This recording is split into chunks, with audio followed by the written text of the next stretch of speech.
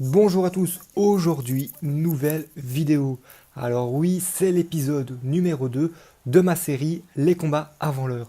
Alors dans cet épisode, nous allons parler des deux combattants, Anderson Silva et Israel Adesanya. Alors ces deux combattants se feront face le 9 février, enfin dans la nuit du 9 février au 10 février, lors de l'UFC 234. Alors en effet, ce combat est assuré en co-main events du combat Robert Whittaker face à Kelvin Gastelum pour le titre des poids moyens. Alors ce combat-là, on a déjà analysé les deux combattants lors du premier épisode. Je vous invite à aller le regarder à la fin de cette vidéo. Le lien sera en haut dans le petit i, donc en haut à droite. Alors on va commencer par parler tout simplement de la légende, ou plutôt, enfin oui, de la légende. Alors on le connaît sous le nom d'Anderson Silva, mais on peut le surnommer The Spider. Alors on le surnomme ainsi à cause ou grâce à son gabarit. Alors son gabarit qui est de 1,88 m pour aller entre 80 et 90 kg. Donc oui, il n'y a pas un poids qui a été déterminé à Anderson Silva, tout simplement car il combat dans deux catégories. Donc sa catégorie fétiche, si je puis me permettre, c'est les poids moyens et il lui est arrivé de combattre dans les poids mi-lourds. Alors, les poids moyens, il en a été champion de 2006 à 2013, donc c'est quand même assez impressionnant, c'est très long. Alors maintenant, on va revenir un petit peu sur vraiment sa carte d'identité. Donc son nom, comme je l'ai dit, c'est Anderson Da Silva. Son surnom, c'est The Spider. Alors il est de nationalité brésilienne. Une information qui est très importante si vous voulez faire des pronostics sportifs, c'est qu'il faut tenir compte de son âge. Alors il est né le 14 avril 1975 et a donc 43 ans. Alors pourquoi c'est important? Car son adversaire, lui, a 29 ans. On va en revenir après dans cette vidéo, quand on parlera d'Israel Adesanya, mais ce combattant est quand même assez âgé, donc c'est un vétéran de l'octogone, un vétéran de l'UFC. Alors il a fait ses preuves, malheureusement, alors mon avis, ça c'est mon avis personnel, ça n'engage personne, c'est qu'il a un petit peu gâché sa fin de carrière, mais je vais vous expliquer ça dans peu de temps. Alors, son style de combat, alors il a pratiqué différents arts martiaux quand il était petit, notamment le Muay Thai et le Jiu-Jitsu brésilien. Donc dans ces différentes catégories, il a été cinquième dame en Jiu-Jitsu brésilien et il a quand même il a quand même percé dans les deux trucs. Alors on peut dire aussi que ça l'a fortement aidé dans son parcours des arts martiaux, donc notamment dans son parcours en MMA. Euh, Anderson Silva a réalisé dans sa carrière 43 combats. Il en a remporté 34 et il a fait 8 défaites. Alors, un truc qui est aussi important, c'est qu'il a fait un combat où les résultats ont été annulés.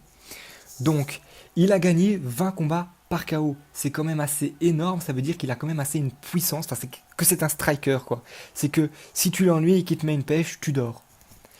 Alors, il a gagné 6 combats par soumission et 8 sur décision.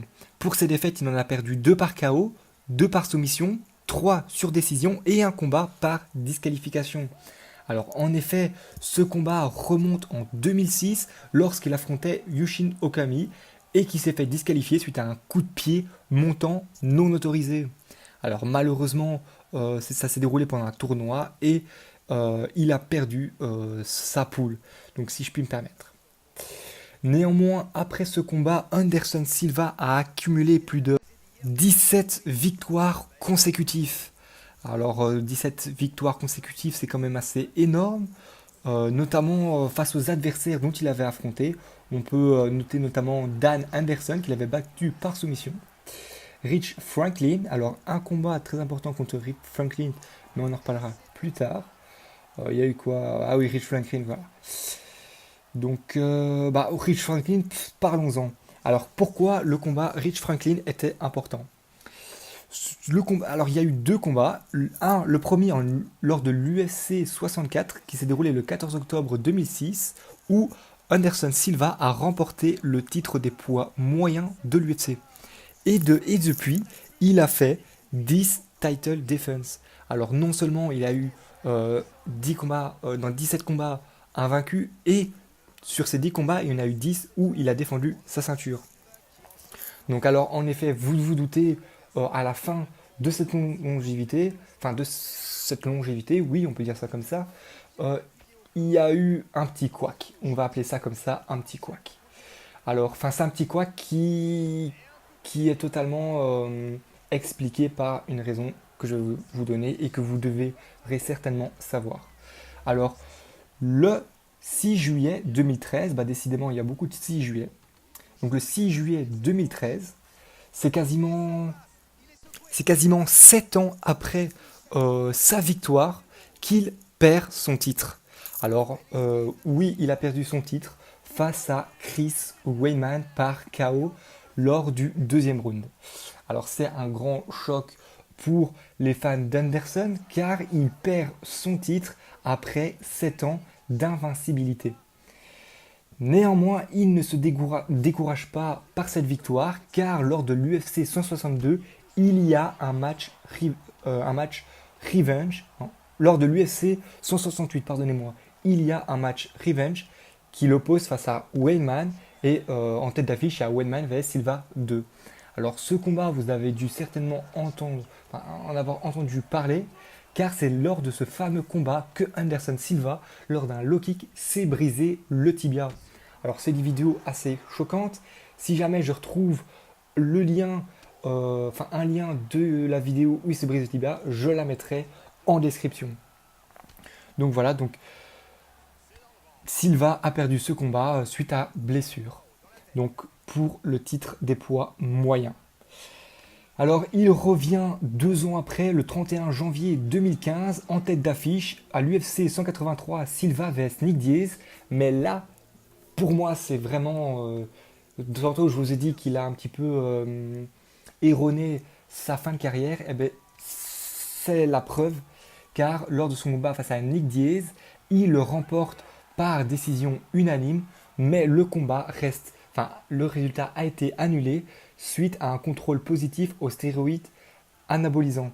Alors, moi, mon petit ange qui est sur mon épaule me dit que ces stéroïdes ont été pris pour qu'il récupère plus vite suite à sa blessure qui était quand même monstrueuse. Et qui me dit que ouais, allez, c'est peut-être pour ça qu'on a retrouvé des traces de stéroïdes comme ça. Enfin bon, c'est quand même malheureux quoi. Et il faut aussi souligner que Ned Diaz a été contrôlé positif à la marijuana. Enfin, Nick Diaz, pardonnez-moi. Nick Diaz a été contrôlé positif à la marijuana. Donc après, le 27 février 2016, il s'est battu contre Michael Bisping, dont il a acquis une défaite par décision unanime en faveur de Michael Bisping. Après, il a fait un combat qui était quand même assez important dans sa carrière, car c'est vraiment un combat pour l'honneur. Donc ce combat, Anderson Silva s'est proposé comme remplaçant pour remplacer John Jones face à Daniel Cormier. Alors le titre n'était pas en jeu, mais vous devez savoir qu'entre Daniel Cormier et John Jones, il y a eu une grande rivalité. Je vous la détaillerai plus ou moins, je vous la détaillerai lors d'un épisode de cette série où j'analyserai le combattant John Jones qui fera face à Anthony Smith. Donc ce sera pour une prochaine vidéo. Alors, il s'est battu face à Daniel Cormier et a perdu par décision unanime. Donc son dernier combat remonte le 11 février 2017 face à Derek Brunson, que Anderson Silva a gagné par décision unanime. Donc voilà, son dernier combat est une victoire, mais il a quand même essuyé 5 défaites avant. Donc est-ce qu'il va gagner face à Israel Adesanya? C'est tout ce qu'on lui espère pour lui. Alors, lui aussi, il a eu quelques distinctions. Il a notamment eu 2 fois le combat de la soirée et à l'époque, il existait des distinctions comme le KO ou la soumission de la soirée. Il a remporté 1 fois la soumission de la soirée et 2 fois le KO de la soirée. Donc voilà, maintenant on va passer à Israel Adesanya. Alors lui, Israel Adesanya, il est né le 22 juillet 1989. Il a donc 29 ans.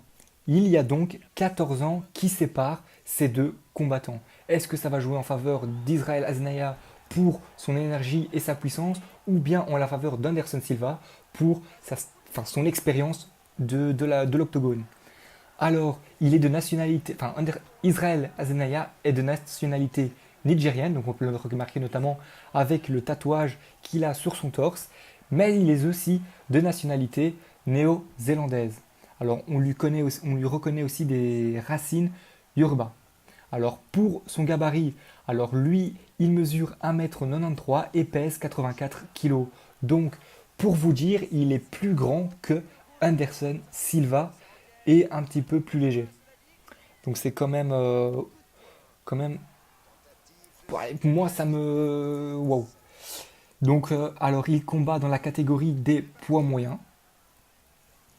Il faut savoir que Israël Asdenaya n'a pas été toute sa carrière dans le MMA, mais il a eu un parcours assez impressionnant dans le kickboxing. Donc il a effectué 80 combats en kickboxing, il en a gagné 75, il en a perdu 5 et il y en a eu un sans décision. Donc voilà, c'est assez impressionnant. Alors, et pour son record en MMA, il a gagné 15 victoires et il en a perdu 0. Donc il a gagné 13 combats par knockout et 2 par décision. Donc on va plus s'intéresser au combat à sa carrière en MMA, car pour moi ça reste le sujet principal de ma chaîne. Donc voilà. Alors son dernier adversaire à lui c'était Derek Brunson. Donc oui, le dernier adversaire d'Anderson Silva et le dernier adversaire de Israel Adesanya était Derek Brunson. Donc il faut savoir que Derek Brunson, lui, il est un petit peu dans tous les combats. Malheureusement, il a perdu tous les combats. Donc si vous regardez dans la première vidéo, enfin dans l'épisode 1 de Combat avant l'heure, il a aussi affronté Kevin Gastelum et Robbie Whittaker, si je ne dis pas de bêtises. Mais je pense que je dis des bêtises. Donc voilà, enfin, c'est quand même un combattant qui, on le retrouve un petit peu partout. Alors si on reprend ces 5 derniers combats, et là on va faire exécution, on va prendre ces 4 derniers combats, parce qu'il les a tous gagnés. Mais ces 4 derniers combats remontent en UFC. Donc son premier combat en UFC a lieu le 11 février 2018, qu'il remporte bien évidemment par TKO. Et il affrontait Rob Wilkinson. Alors ses adversaires, il y a Derek Brunson, que je connais.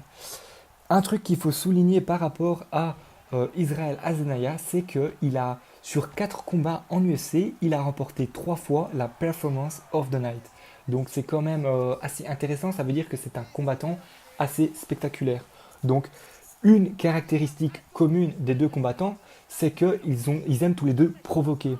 Je ne sais pas si vous avez regardé la conférence de presse, mais c'est vrai que ces deux adversaires ne font pas.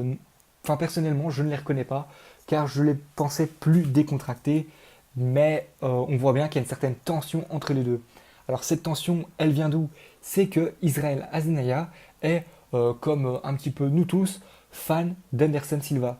Il a vu Anderson Silva naître, il a vu Anderson Silva champion, et pour lui, ce serait comme un rêve qui se concrétise. Donc voilà. Donc comme quoi, il faut croire en ses rêves. Alors maintenant, après avoir analysé, je sais que le combat, enfin l'analyse de Israel Adesanya a été fort courte, mais c'est parce que dire, il a fait 15 victoires, 0 défaite, et il est rentré depuis 2017, donc ça fait 2 ans qu'il est en UFC. Donc alors moi je vais vous donner mes pronostics. Alors personnellement, je pense vraiment que Anderson Silva va gagner. Donc voilà, donc c'est mes pronostics. Anderson Silva va gagner. Et là aussi, ça va se dérouler par décision. Donc ça rejoint un petit peu mon premier combat. Donc voilà, donc je rappelle que c'est un pronostic personnel, ça n'engage que moi. Et je peux totalement, et ça risque totalement de se tromper. Alors pourquoi je dirais que ça va être un combat par décision?